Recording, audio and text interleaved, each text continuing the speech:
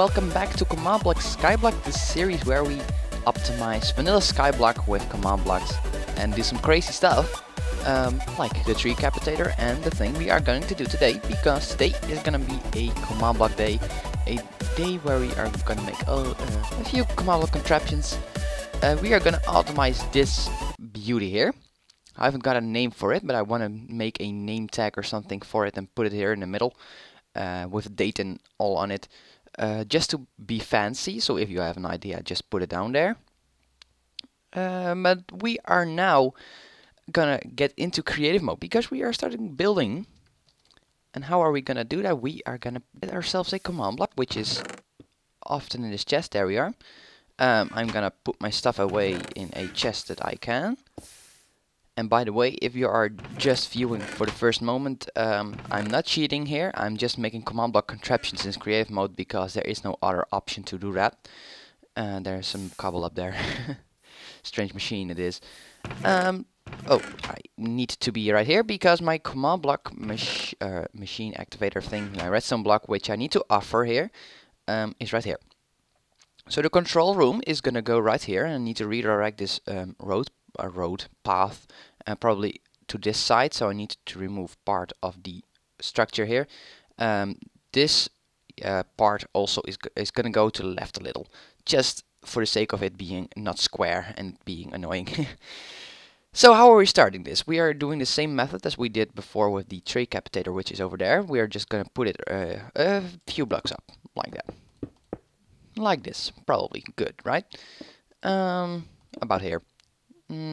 OCD, like this. This is gonna be our clock, and we're gonna make a fill clock once again, like this, and we are gonna do that one more time. Redstone block. If you haven't seen a fill clock before, then shame on you. No, seriously, a fill clock is like the most basic thing you'll need in command blocks these days. It is since 1.8, so no shame on you. You just need to know it. So here's where we're gonna offer our redstone block, like that. So we don't longer need it. We use that. And now we're gonna determine the rotation positive X. That's a really easy one. Just put it right there.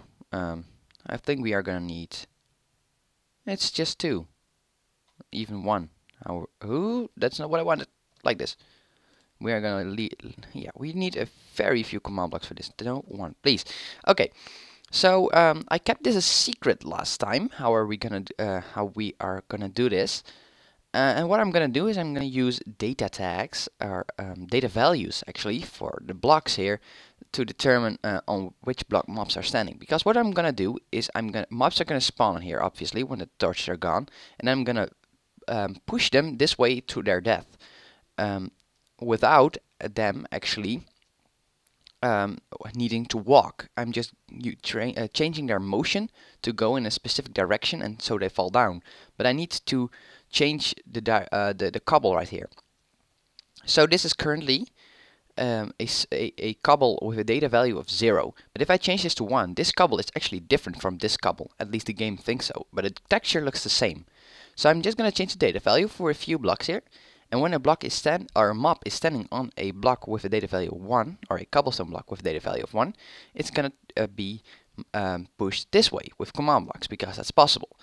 And then when they're here, I'm gonna give the data value of 2, and with a data value of 2, they're going this way. And so I'm gonna change all the blocks and all the motions here. One thing I need to do is I need to test this, so I need to grab some spawn eggs and just test it out. I really want to sleep right now. I hate the night when building. And you probably do as well. Oh, that's strange. When you're sleeping, you're like above in the air when you're in creative mode. Whoop, like this. Why is there a stone block here? Oh, this is wrong, didn't I? Yep, that is the wrong one. Thank you. Like this. So, what are we gonna do? I'm just gonna test about here and hope this works, because I don't want to put a whole thing on camera and then come across that it doesn't work. So yeah, that's what I'm gonna do, and I'll see you in a few seconds. I think it was quite obvious that that wasn't going to work. I just saw a video of Simply Sark doing something like this, but it doesn't work, which is not really convenient, because now I need to change all the blocks to different blocks so we can do the same thing. So I'm probably gonna use different types of wood, probably the first 4 types, not the acacia and the dark oak. And then I need to specify some coordinates a bit better so mobs don't start yeah, going all places because they're standing on a certain type of wood. But yeah, I didn't want to change anything about this, but I have to now. So I'll just test this about a few times more and I'll see you back then. Okay, so this does actually work and it looks quite funny. Look what happens if I place a wolf down here. Whee! And there he goes. Whee! I like it a lot.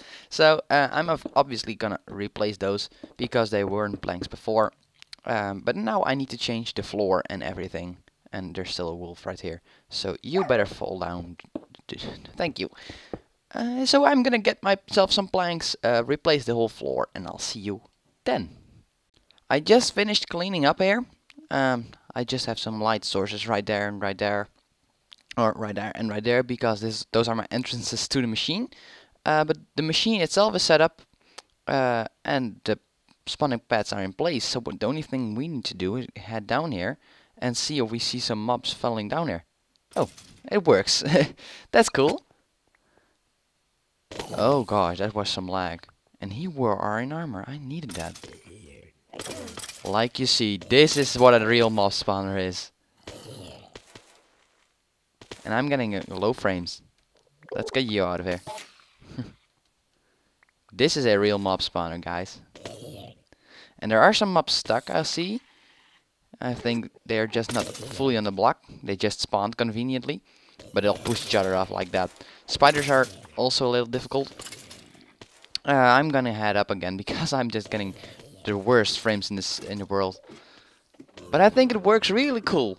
it's awesome. A real mob shower here. I'm just so amazed with it that it really works.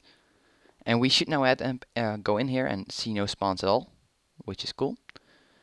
So there's one thing I wanted to do more because this episode is probably around 5 minutes long now, and I finished the whole setup here, and it took me about an hour to do this. But the thing I want to do is I want to get rid of the mobs as fast as I can. And it is already the fastest mob spawner in the world by just 3 spawning platforms. That's not the point. But the thing I want to do is I want to get the floor up and actually put it right around there so it's fully dark in this machine. And what I want to do is there is a data tag for entities which has fall distance, and I'm gonna set it to 100, and that means when they hit the ground they'll instantly die. At least that's what I think. I need to test that again, so I'm probably gonna test that right now, and if it works, I'll update you and probably have the floor in place already. So that will be cool, I think. I'll see you when I did that. So the beauty is done. She is really done now. No, just some more cobble removal here, but that's in the matter that's done. Yeah, my words. That's done in a matter of seconds. As you see, there are constantly being some items teleported to here because I can't actually enter anymore. The bottom is sealed. No mobs can fall through anymore, so I need to remove the bottom there as well, which is a pain. But what I needed to do is I needed to teleport all the items that are down there to me because otherwise they wouldn't. I couldn't pick them up, so I couldn't read the results. We have seen the results before, but now this machine is fully dark. So yeah, let's test that out. Let's go away from us, and there you see our inventory getting filled up with items. If we head even further, we should see the results getting better and better. And I actually need to sleep, so that's why I had it here into first place. But as you see, we're getting quite a few items here. I like the sight of that. It's really cool. Oh, there's some here and here as well because I ran. Okay, let's do this slowly. There's some here as well. I like this. It's really funny. So this is my AFK position. I'll quickly show you the commands if I can have I need to pick those up later on. That's of course an idea. But what I need to do to you is I need to show you the commands. And it's getting dark, so I hope you can still see. But this is of course our fill clock where we started off with. Those are the commands here that are teleporting the mobs, so I'll quickly show you those. Those are teleporting, executing at every player, not every entity that is not a player, sorry, in a radius of 40 blocks, and I'll probably change that to only match this size, but I just didn't bother today. Oops, and let's head here. And it's detecting if the block below every entity that is not a player is a planks of 1. And this is actually this is the better one. This is detecting for planks 0, and that's actually awkward planks. And then it's gonna give an entity data of every entity in a radius of 0, or just the entity itself, and it's gonna teleport it, or actually it's giving a motion of minus a half, which is in that direction. So if they're standing right here, so those are the oak blocks out here where they can spawn on, and if they are there, they will go in that direction, which is the minus z, like that, the negative z. So they will get teleported right there, fall through, and just fall down onto this platform down here, which took me a while to build because it was quite hard. And they fall down, and those are the same for are just slightly different for all the blocks. So as you see here, it's birch, and on this side it is spruce, which perfectly matches with the fences. So that's why I put that in the back. And here's the dark oak, which I use just because the coloring is better. And then it's so they're different, and the motions are different, so they all fall down through to the middle. And there is a command block here that kills every bat in that area, because the bats are getting annoying after a while, so I just use that. They don't drop any XP or anything, so I don't call that cheating in any way.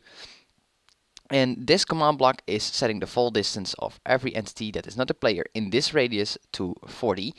And I need to change that to 100, sorry, every mob in a radius. And I need to change that because every mob in this radius here will get killed instantly.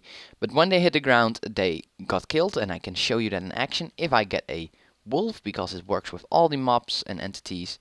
Don't want to offer anything. Oh, my inventory is getting full. Like this. There you go. And you'll see the particles, and you hear the crashing lag sound, which is rather scary actually. But you see there, it's like has fallen from 100 blocks, but it didn't fall like that. That's what happens here. So yeah, that's the only things I need to do. Oh gosh, is there? And yeah, this just teleports all the items in a radius of 25, which is also teleporting the cobblestone that is going right there from the cobblestone generator, which I'm currently running. It's on the side.